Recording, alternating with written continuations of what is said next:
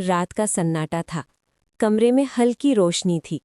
खिड़की से चांद की उदास किरणें अंदर आ रही थीं। राहुल अपने डेस्क पर अकेला बैठा था। बिखरे बाल, थकी आंखें और मन में अनगिनत सवाल।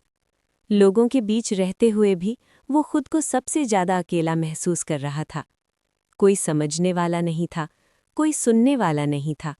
रात और गहरी हो चुकी थी। डायरी खुली थी, लेकिन शब्द थम थम कर निकल रहे थे।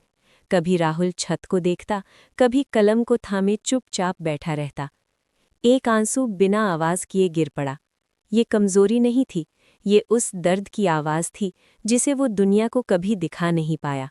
अगले दिन क्लासरूम में सबकी नजरें उसी पर थीं। कुछ लोग हंस रहे थे, कुछ उंगलियां उठा रहे थे। राहुल की नजरें जमीन पर झुक गईं। शब्द चुभ रहे थे और आत्मसम्मान टूट रहा था। उस पल उसने सोचा, शायद मैं कभी कुछ नहीं बन पाऊंगा। लेकिन उसी रात कुछ बदल गया। राहुल फिर से अपनी मेज पर बैठा। इस बार आंखों में आंसू नहीं थे, आंखों में आग थी। किताबें खुली, कलम तेज चलने लगी। उसने खुद से कहा, अगर दुनिया मुझे कमजोर समझती है तो मैं खुद को मजबूत बनाकर दिखाऊंगा। सुबह की धूप कमरे में फैल रही थी। राहुल अब पहले जैसा नहीं था। उसका हर दिन एक नियम में बंध चुका था।